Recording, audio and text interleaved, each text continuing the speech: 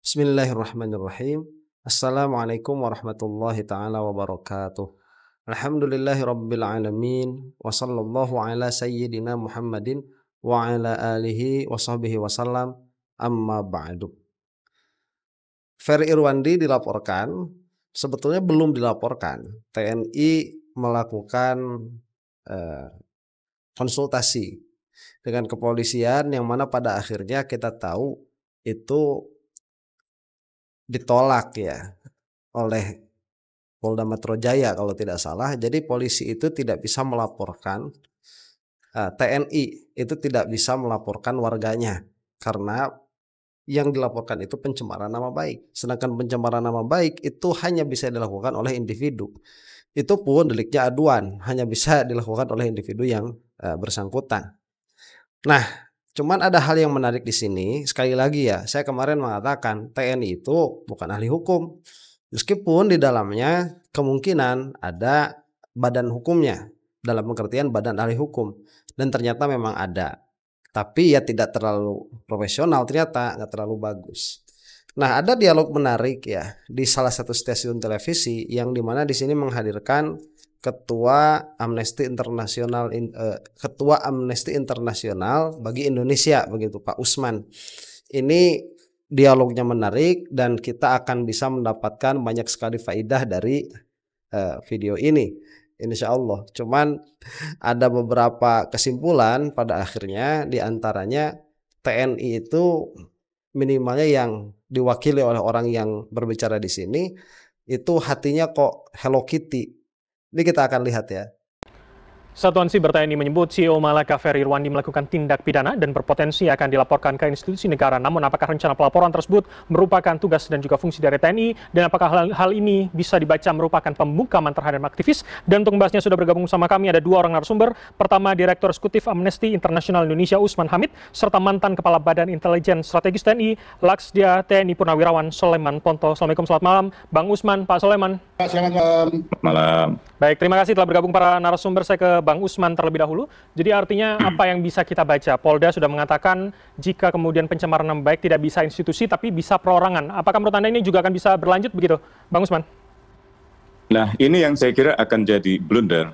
Karena akhirnya kita tahu bahwa yang dipersoalkan adalah urusan tindak pidana. Nah, kalau urusan tindak pidana, apakah misalnya Jenderal TNI yang datang ke Polda Metro Jaya itu melapor sebagai pribadi? Kalau sebagai pribadi, mengapa menggunakan seragam? Bahkan menggunakan satuan siber dari Mabes TNI. Artinya itu bukan lagi perorangan, melainkan institusi. Nah, kalau membaca putusan Mahkamah Konstitusi, maka institusi negara, pejabat negara tidak lagi bisa menggunakan pasal-pasal pencemaran nama baik, atau penghinaan institusi, atau pencemaran nama institusi, dan seterusnya. Yang kedua, tugas pokok TNI itu kan ada di dalam ranah pertahanan. Lebih tepatnya melaksanakan kebijakan pertahanan negara dari ancaman luar negeri. Dan itu berbeda dengan pihak kepolisian misalnya yang lebih memelihara keamanan dalam negeri. Nah, TNI tugas-tugasnya seharusnya tetap fungsional dan konstitusional pada ranah pertahanan itu. Kalaupun kita mau berbicara tentang ancaman cyber, ancaman siber, atau Anda bisa menyebutnya apapun gitu, maka itu harus dibatasi pada cyber defense atau pertahanan siber. Oke, ini kalau begitu sudah masuk ke dalam ranah penyalahgunaan wewenang, abuse of power yang dilakukan oleh siber TNI ini. Karena memang ada upaya mereka itu mengorek-ngorek urusan dalam negeri ya, yang mana kalau sebatas kewenangan mereka yaitu untuk menanggulangi ancaman dari luar negeri itu tidak menjadi masalah begitu ya, dari luar negara tidak menjadi masalah. Tetapi setelah dikorek-korek kemudian mendapatkan salah satu atau salah dua celah dari individu sipil yang kemudian nanti akan kita ketahui ternyata menyakiti hati mereka, kemudian itu berusaha untuk dipidanakan, maka ini terjadi penyalahgunaan wewenang. Kalau misalkan seandainya Polda Metro Jaya ini tidak mengatakan bahwa itu tidak bisa dilakukan oleh TNI, ini bakal lanjut dan mungkin ada kemungkinan untuk diusahakan lanjut lewat jalur yang lain.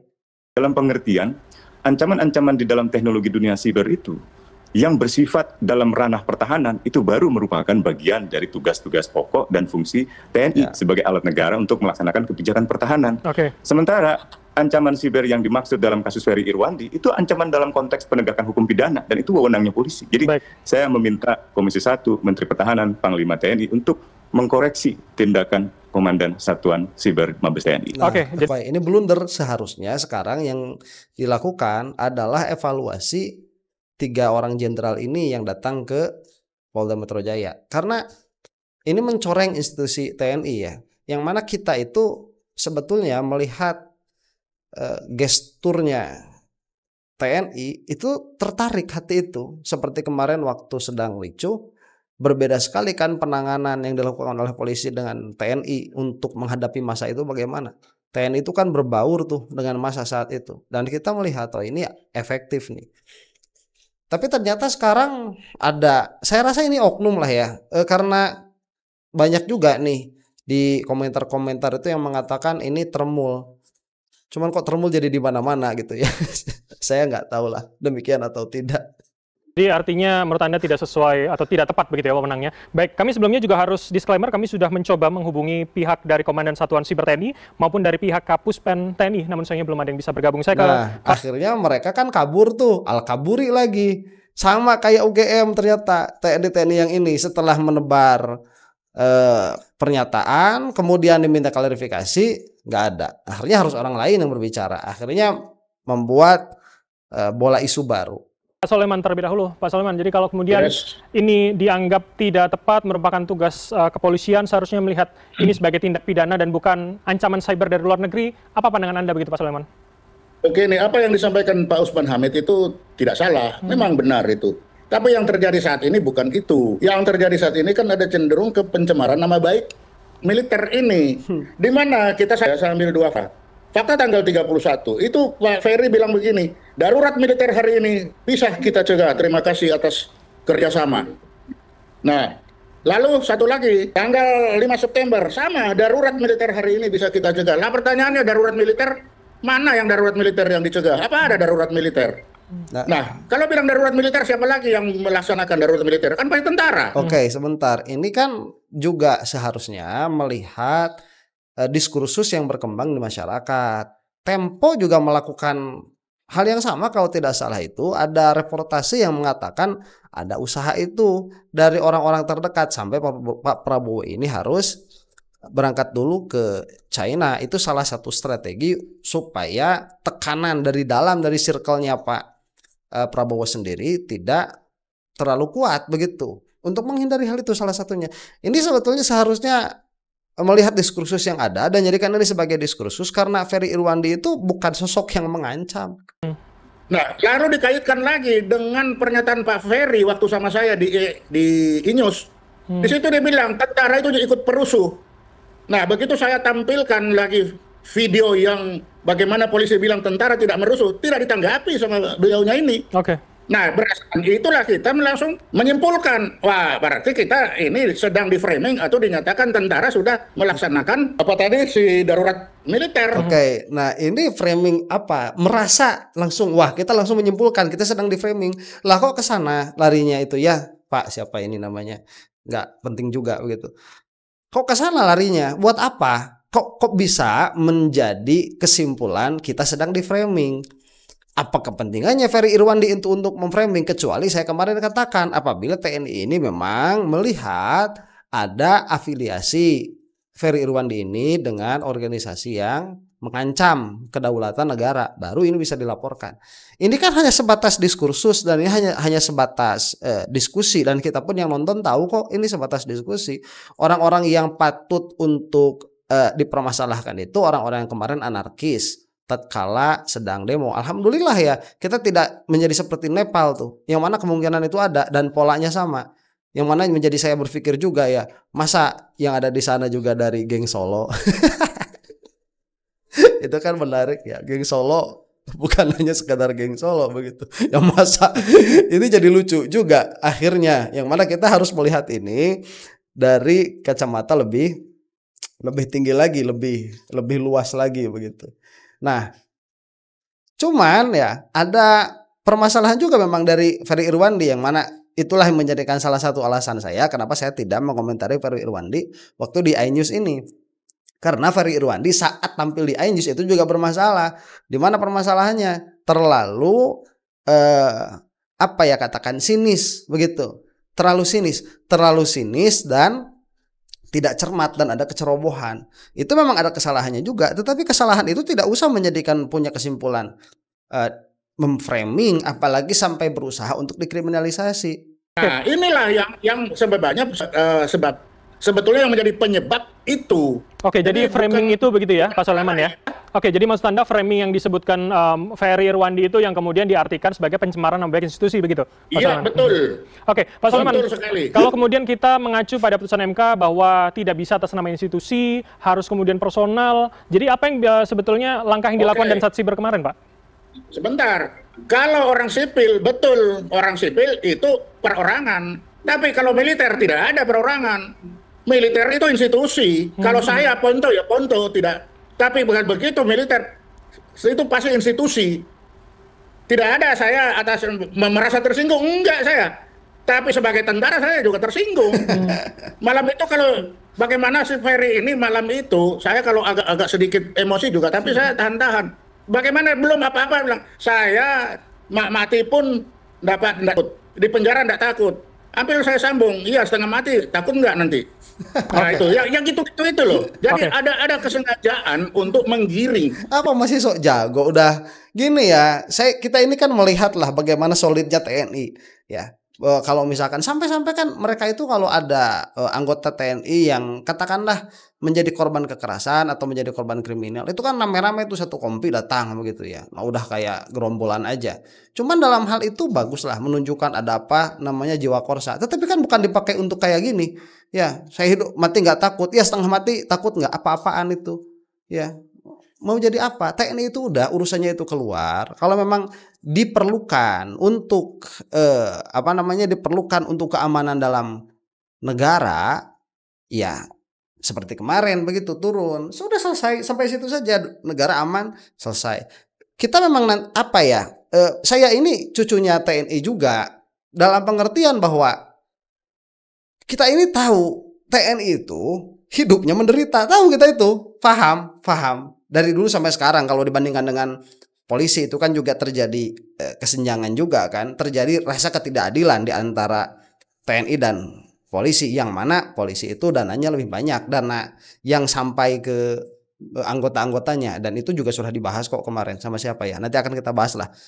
Nah ini memang begitu, jadi dalam pengertian bahwa apa yang dijaga oleh TNI ini dia tidak sepadan dengan bayaran yang diberikan oleh pemerintah. Kita bisa berdebat dalam hal itu ya. Yang mana sedikit banyak saya agak setuju dan tidak setuju juga.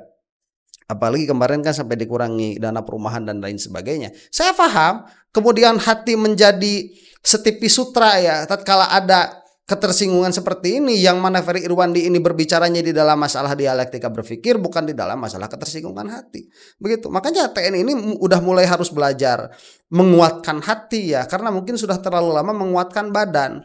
Dan kita ini ya harus bisa membedakan antara dialektika berpikir dengan ketersinggungan. Itu harus bisa dibedakan, karena jika tidak demikian kita tidak akan pernah dewasa.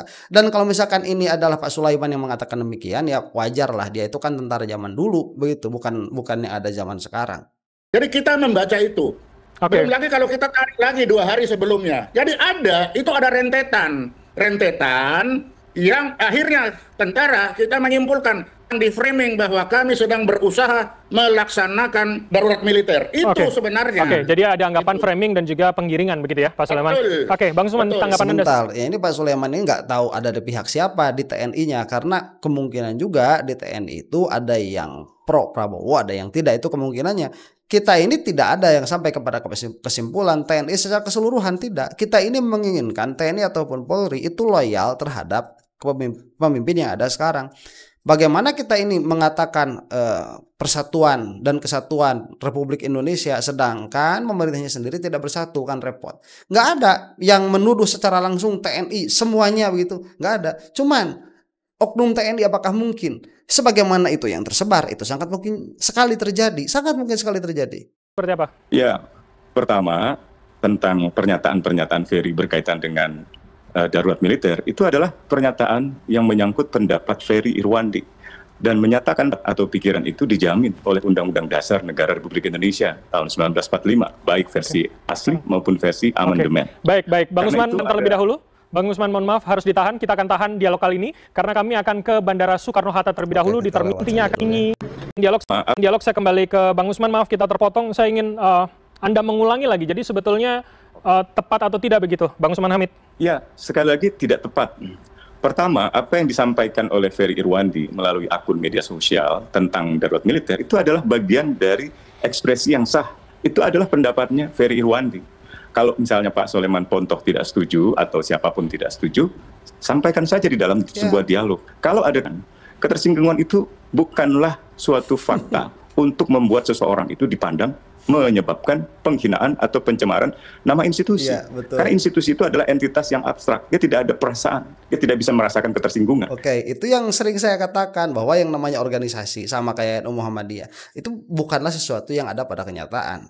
Itu nanti bahasa beliau ini adalah sesuatu yang abstrak. Karena yang ada itu adalah penganut-penganutnya. Kalau di di institusi TNI adalah anggota-anggotanya, TNI-nya, personnya itu yang ada. Jadi TNI itu tidak bisa dicemarkan nama baiknya dan juga tidak bisa merasa tersinggung. Yang merasa tersinggung itu siapa? Ya orang-orangnya. Yang mana tadi saya katakan, ini sangat menyedihkan apabila memang demikian. Orang yang mudah tersinggung itu menunjukkan kemampuan berpikirnya itu hanya 1 jengkal saja, kalau tidak 1/4 jengkal. Yang ada adalah ketersinggungan pribadi, orang per orang. Nah pertanyaannya apakah misalnya pelaporan itu atas nama pribadi? Tadi Pak Soleman Pontoh mengatakan. Baik, Bang Usman? Boleh ada institusi atau atasan institusi atau pimpinan institusi melaporkan seseorang berkaitan dengan pasal-pasal pencemaran nama baik atau penghinaan. Itu yang pertama.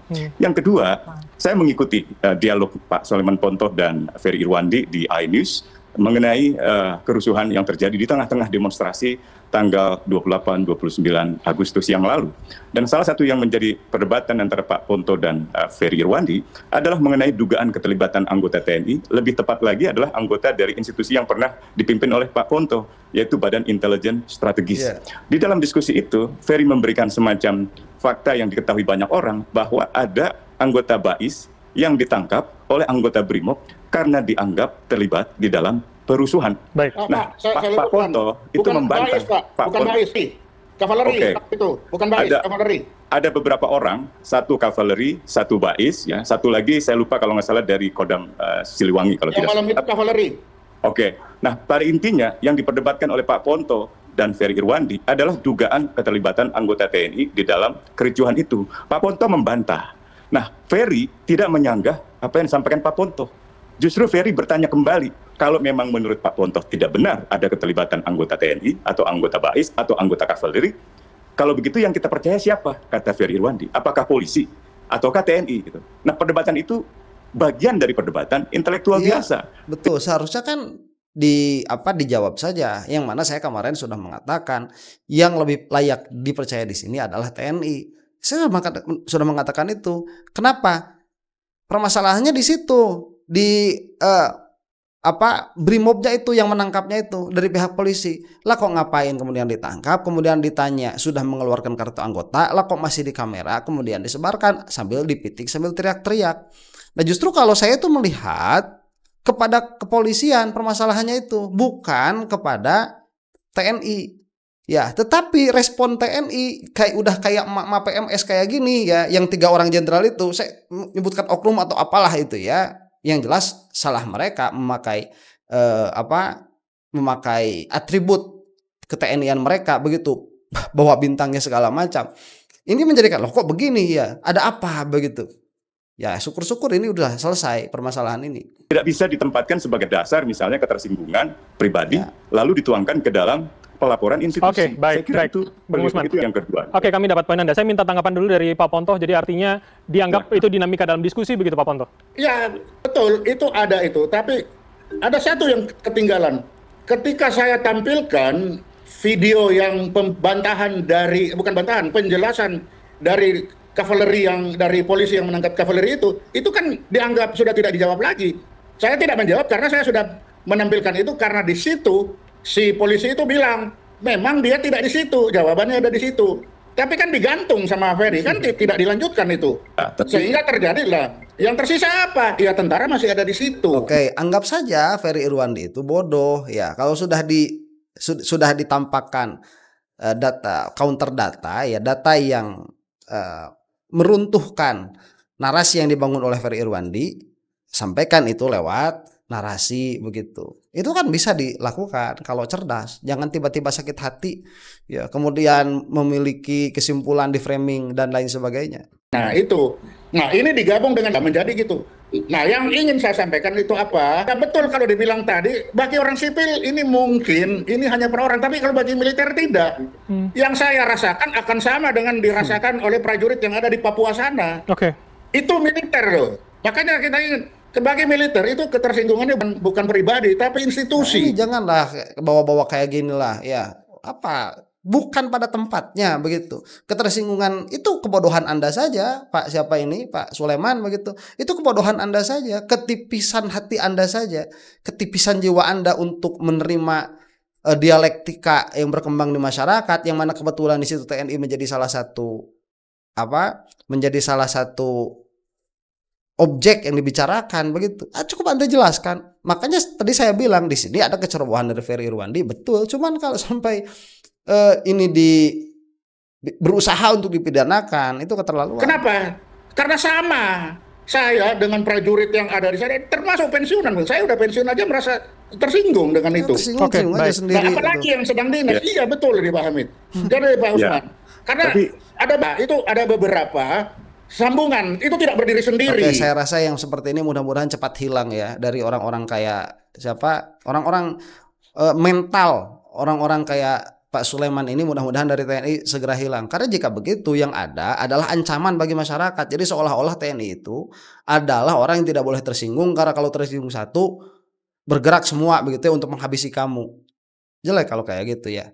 Ada beberapa yang kita lihat, wah ini anak ini memframing kami yang melaksanakan darurat militer. Nah baik. Kan itu. Oke, baik Pak Ponto. Bang Usman, tanggapan Anda? Itu. Ya, jadi pertama dalam konteks pekan lalu atau 2 pekan lalu memang beredar informasi terkait dengan wacana pemberlakuan keadaan darurat. Belum darurat militer. Ada yang menyatakan keadaan darurat secara nasional, keadaan darurat sipil, keadaan darurat militer. Bahkan dalam 1-2 pertemuan di istana, misalnya yang juga dihadiri oleh tokoh agama, Presiden sempat menyatakan bahwa sedang mempertimbangkan peraturan pengganti undang yang berkaitan dengan apa yang sebelumnya menjadi pembicaraan, yaitu pemberlakuan keadaan darurat. Dan ini pula yang kemudian ditunjukkan lagi oleh Ferry Irwandi melalui postingan dia atau unggahan dia terkait dengan pernyataan Menteri Pertahanan yang berkaitan dengan pemberlakuan darurat militer. Jadi ia ingin menunjukkan bahwa apa yang ia bicarakan itu sesuatu yang memang ada di dalam pemberitaan. Nah, yang kedua, kalau dikatakan Pak Sulaiman Ponto, saya pribadi meskipun warga sipil, saya bekas tentara dan perasaan ketersinggungan saya masih ada, dan semua orang yang ada di dalam militer memiliki ketersinggungan yang sama, tidak ada pribadi. Itu nggak mungkin. Saya ambil contoh Pak Agus Sujoyo, Purnawirawan Jenderal, sekarang duta besar di Filipina. Pandangannya justru berbeda. Pandangannya justru mendukung apa yang disampaikan oleh Ferry Irwandi sebagai bagian dari pelaksanaan kebebasan berpendapat. Oke, loh, kena kan begitu, nggak mungkin. Jadi jangan, ini mah orang mental preman ya, Sulaiman Ponto ini yang kebetulan yang kebetulan purnawirawan TNI begitu. Memalukan. Dan yang terakhir yang saya juga ingin katakan di sini adalah apa yang dilakukan oleh Ferry itu sesuatu yang juga menjadi semacam pandangan umum. Misalnya, Ferry ingin ada tim investigasi yang independen.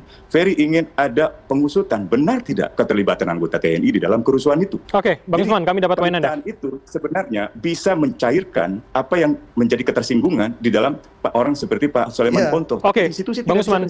Jadi maksud Anda dengan dinamika ini seharusnya tidak ada ruang dalam sistem hukum untuk kemudian bisa dilaporkan begitu? Maksud Anda begitu? Tidak bisa, ini kan jadinya kesannya Anda nggak siap berdebat, lalu Anda mempidanakan orang. Nah, dan itu terlihat juga dari ketidaksiapan yang kemarin melaporkan itu ya, untuk masuk ke